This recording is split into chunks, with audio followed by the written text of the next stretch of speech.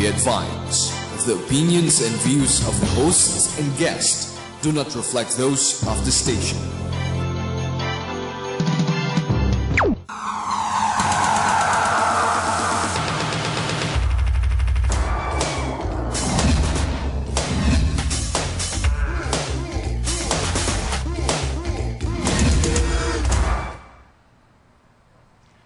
Good morning. My name is Boom San Agustin, and you're on SME Forum. Today, we will start with a bang. We're going to ask the question, why get into business in the first place? Now, let me tell you a little bit about SME Forum. In this show, we will tackle almost everything about business. We're going to tackle how to do stuff, why you do stuff, and when to do stuff. And co-hosting with me for this show, I'd like to introduce Mr. Alvin Tan. Hello, good morning, everyone. What he said. Right. And now, I have two guests that are, well, like I said, we're going to start with a bang. And I'd like to introduce my first guest. She's a real estate investor. And well, should I say you're a millionaire or not? Oh, I said it on the air. Okay, let me introduce Miss Eden April Alemania. Hello, Boom. Hello, Hi. everyone. Hi, Alvin. Hey. And our second guest, and I'm very honored to have him here also, the author of the book, I'll show you, Think Rich Pinoy, and also a real estate investor, top-notch, using the internet to his advantage. Another millionaire, Mr. Larry Gamboa. Hello, Boom. Hello, Alvin. Hi. Welcome. Thanks for Welcome to our show. Now, let's kick it off with few introductions. Let's see. I'd like to ask you first, Eden. Tell me exactly what you do right now. What is real estate investing? Basically, I buy, renovate, sell, and lease properties. So I buy properties at a very steep discount, and then I renovate it, and then I can either sell it on a term basis or cash basis, or I can also lease it to a tenant. Oh, okay. So you buy real estate, Yes. and then do you renovate it? Sometimes. Yes. And then you sell it or lease it out. Yes. Oh, okay. That must cost a lot of money. It really depends on the way you acquire the property. Sometimes you buy a property from an auction from the bank foreclosed assets, which only requires about 20% of the total contract price. So you only shell out the initial 20%.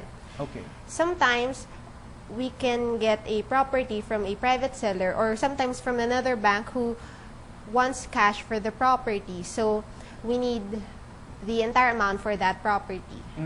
Okay. So it depends on the situation at that Yes. given time. Exactly. All right. Okay. So What caught my attention was the term steep discount. Right? steep discount. Yeah, you mentioned steep discount. Yes. Perhaps we can talk about that maybe later. Yeah, later But- we'll talk about that. Yeah, my ears perked up with that. Steep discount. Yeah. Remember that. Okay. Now let's go now to our other guest, Mr. Larry Gamboa. Can you tell us, Larry, aside from writing books, what else do you do? Same as Eden. I buy, sell, rent real estate, and I use money from banks or from private lenders to turn a profit Yeah. for myself and the people that I work with. Oh, okay. So you two have your own companies, I suppose. Yes. Okay. So can you tell me what your company is? It's actually still in the process. It's Manila Open House Corporation. Manila Open House Corporation. Yes. And yours, Larry? Think Rich Pinoy franchise. Naturally. Think Rich Pinoy franchise. Did I mention that he wrote the book, right? Okay. So I'll start off with Larry, if you don't mind. Okay. Larry, the question we have in mind here is our topic for today is why get into business?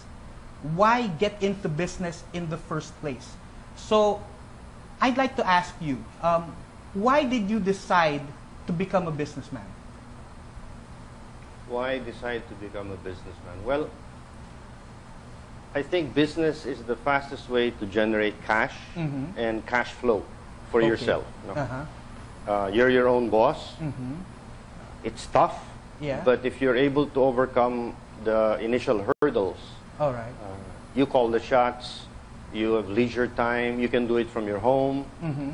It's very freeing and liberating.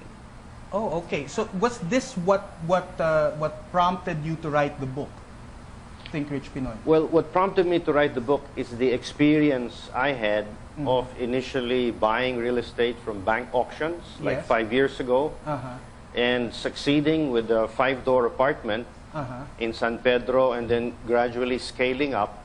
And because of that experience, I said, why not share it? Why not tell the story of each deal? You know, the first deal, second deal, you have small deals, and then you get bigger and bigger. Yeah. And you say, hey, it's the same process, but different stories for each deal, and it's so much fun. Oh, okay. So you're basically here in Think Rich Pinoy. You're telling a story. Yes. You're telling a story of how you made it, basically. Of the different deals I went through Yes. in order to gradually create passive income or cash for myself, and how others began to benefit from the sharing of experience. I see. So how many people have actually come back to you and say, hey, thank you for this book? Well, I'm one of them. Okay, you can count that. Okay. All right. Yes, it's amazing. Some people write and say, I read the book, I reread the book, and I did my deals. Straight from the book. They just simply applied what they found there. Some say, well, I need more help. So we point them to the Think Rich Pinoy Wealth Seminar. We're having one, by the way, on August 28th. August 28th, Yes. Think Rich Pinoy Wealth Seminar. Yes. Later, you can tell us where Yes, and what time, okay? Details, yeah. And then from the seminar, people get encouraged. They listen to franchisees like Eden Yeah. and other franchisees doing the business. And they say, hey, kaya namin ito. I mean, we can do this. It's simple. It's the risk is minimized because risk is always a big concern. Okay. And then later on, you find out you don't need big money to get into the game because you leverage the money from the banks themselves, the ones doing the auction. Wow. Okay. So you mentioned that Eden also takes a part in this. You're a speaker there, aren't you, Eden? Yes, I am. Okay. So I'll go to you. What made you first? What made you want to get into business? I guess it would be relevant to tell my story. Go ahead. First, I was an employee in a semiconductor firm for about 3 years. Then there came a point that I felt that employment is not for me. And that's when I decided, quite abruptly, to go into entrepreneurship. Oh, okay. Quite abruptly. Yeah, quite Yes. abrupt. Could you expound on quite abruptly? Because when I first attended the Think Rich Pinoy seminar, that's when I first met Larry Gamboa.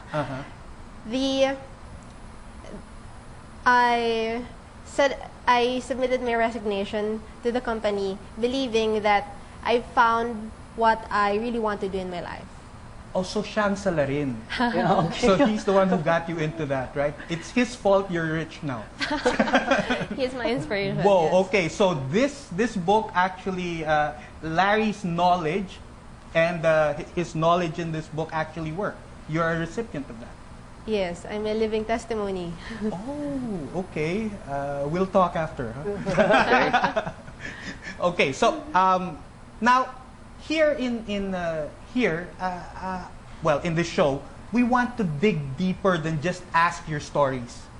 Okay? We want to get into your heads a little deeper. So, Larry, were you ever an employee? Yes, I work for Procter & Gamble. As what? I was in the human resource management. I worked in Tondo when Yeah. Procter had a plant in Tondo. I just came back from the States. Procter hired me there and then shipped my things here. And I worked with them both in Tondo and in Makati in the human resource area. Okay. So, just to pick your brain a little bit, what made you decide to move from a secure job, which is Procter and Gamble. You obviously had travel expense, a secure job, and try to get into a business of your own. It's an accident.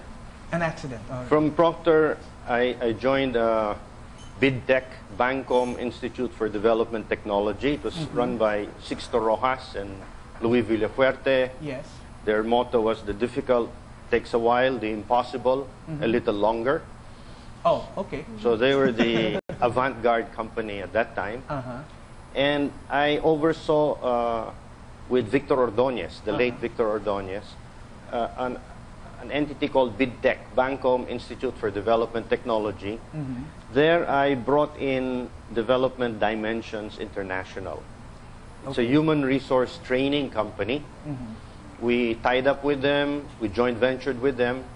Then all of a sudden, Bancom decided to focus on its core business and get rid of all of these side businesses that they got into with Luis Villafuerte, Yeah. one of which is DDI.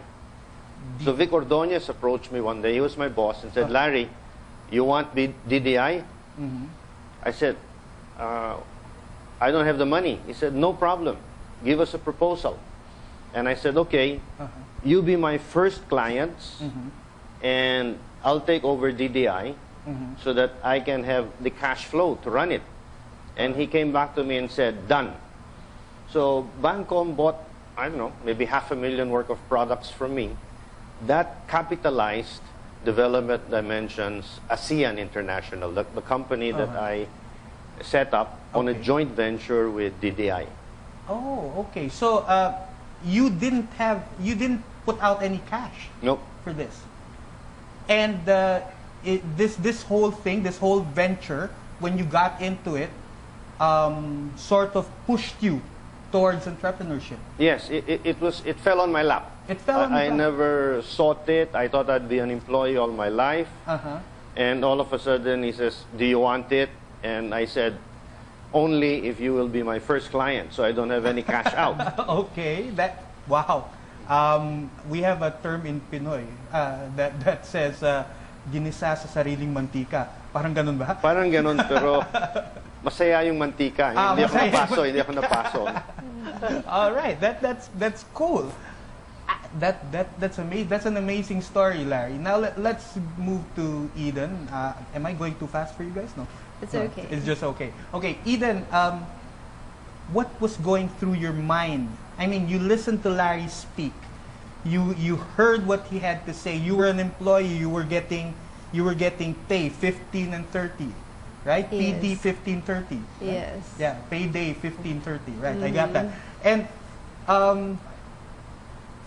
what was going on in your mind? What turned you to make that decision? Well, when I was employed, I loved what I'm doing as a process engineer in that company. But the working hours is not quite, it's not really good for my health. So that is one reason that pushed me to go into entrepreneurship. Oh, okay. So it wasn't good. So you were thinking that because of health reasons, you wouldn't get into. You'd rather move into another field. Why not another job? Why entrepreneurship? Because you met Larry. Yeah. Yeah. Oh, yeah. Well, that answers everything, right? And then Alvin will ask you that question a while ago. Yes. Yeah, I'm still thinking about that steep discount thing. I mean, Wait, he hasn't answered the question. Yeah. I'm still thinking about this thing. Right. So, what's the story? What's the story? Why did you choose? Entrepreneurship. Yeah, entrepreneurship instead of another rather job. than another job. Well, health is one of the reasons. Also, I grew tired of the culture, of the corporate culture. So I thought that if I would venture on my own, I will set up my own company. Also, I will have my own work schedule, and everything will be better than what I've been into in the corporate setting. Oh, okay. So you were banking on your own. Well, didn't it cross your mind that you could fall under? I mean, you know, all that risk and stuff. I mean, it's scary, right? Yes, it is very scary, especially at the beginning. And there was a point maybe about 6 months since I resigned from my previous post that I actually tried to get into employment again. But what stopped me is the real estate deals that I'm working on that time. Ah, okay. So there was potential. You saw that. Yes. Okay, Larry, why real estate? Again, by accident, you know. Okay, by accident. A lot of happy A lot of accidents. accidents in my life. Accidental millionaire here. Serendipitous accidents. Well, after the joint venture with DDI, Development Dimensions, that I fell on my lap, I entered into another joint venture. It became a 3-party joint venture, bringing in SGV, the mammoth accounting firm. Mammoth at the time because they dominated the accounting profession, not only in the Philippines, but Asia. And this was during the martial law days. All right. So the Philippine economy dropped. And of course, everything dropped, including management training, which was where Development Dimensions was. So the only solution I could think was to go outside the Philippines and start marketing in Malaysia, Indonesia, Singapore. And as I sold DDI and the training programs abroad, I noticed SGV was in each country. So one day I called up SGV and said, I'd like to speak to Mr. Washington CSIP, chairman. Okay, yes. And Just they said, like who that, are huh? you? Just like that. Main man. And it happened to be Sigan. his secretary who answered, and she said, who are you? I said, I'm Larry Gamboa. How can we help you? I said, I'd like to meet with Mr. CSIP regarding an interesting proposal that he might want to look into. Okay. And surprisingly, she listened and set up an appointment with Mr. CSIP. Whoa. Wow. Talk about faith. Go straight, you know, and it works. And when I met Mr. CSIP, you should see him. He's a short guy. His trademark is an owl. He's got owls all over his office. He's the owl. He's the wise man in business. He can enter the most boardrooms in the Philippines and abroad more than any other Filipino. Okay. So within 5 to 10 minutes, he said, what can I do for you? And I mentioned, I have this human resource company, and I want to enter Asia, and here's how we're doing here. And within 10 minutes, he says, okay, I like what you're saying. Give us a chance to look at your company records, and we'll see. Oh, okay. And how did that propel you to real estate? Well, I ran that company. We shook hands on it. It was a 3-way joint venture. It's the only company that SGV, Mr. CSIP, ever teamed up with an individual, mainly myself. They are used to the big corporations. After 10 years of doing that, I sold my shares to SGV. Whoa. I cashed out. Okay. And was doing nothing as a result of that. And I did a project for Mr. Ramos called The Philippines Means Business, a CD-ROM on investing in the Philippines. Ah, okay. After that was done, I did one for Gabriel Singson of Bangko Sentral, banking on the Philippines, and all CD-ROM based, technology based. There was still no internet at that time. The first connection to the internet was the database of Bangko Sentral. Then I was looking around for something to do. Okay. And real estate caught my eye. I started going to the banks, looking at real estate opportunities, and everything was down then. You know, martial law, real estate market was at the doldrums. So 100+ billion pesos worth of properties were foreclosed. They were in the banks. The banks were hurting, and they were figuring out how do we get rid of this non-performing assets. Okay. Strange term. How can you be an asset and non-performing? Kiyosaki says assets put money in your pocket. Well, Non-performing. Well, I can tell you that some people I know are like that. Okay. Non-performing assets. Okay. And that's when I stumbled into real estate because when I went to the banks and started filling up forms, you know, banks always like lots of forms. And when I put in my age, somebody said, "Sir, am I right that you're 57 years old?" That was several years ago. Yeah. And I said, "Yes." And I said, "Sir, I'm sorry." I said, "Why?"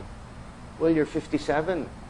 After 60, there's no more life after 60 because you're no longer bankable. We cannot loan you any more money." Okay, so Larry, I have to cut you there. We're going on a break, but right after the break, we will see what happened with this bank story.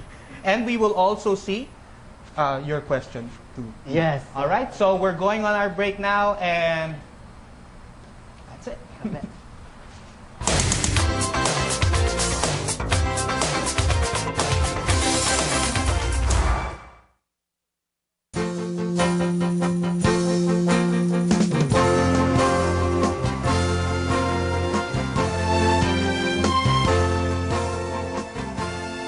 And we're back.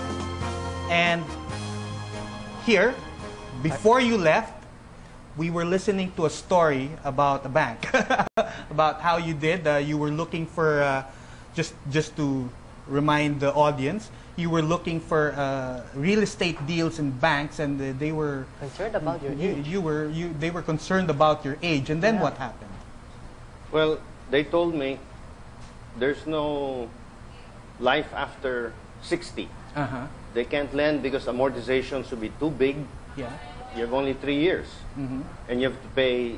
So they said, "Sir, sorry. Hindi ko pwede. We can't sell you any properties. Oh, no. We can't loan money to you for any. So, sorry lang, no?" And that was the end. Okay. Until someone gave me a call and said, "Larry, there is a solution to your problem of age." Not age, age. Yes, age. Okay. Yeah. There's And a I said, "What?" spelling difference there. Person said, "Auctions." What's that? He said, Auctions. "Auctions." AUCTIONS. What do you mean? I said, "Well, there are bank auctions. And if you go there, they have all these properties. You only pay 20,000 show money, which they'll give back to you if you don't win any auction. Okay. And if you win an auction, they don't care about your age. You could be 18 years old, you could be 80 years old. They are committed to you because you won that auction." Wow. Auction. Okay.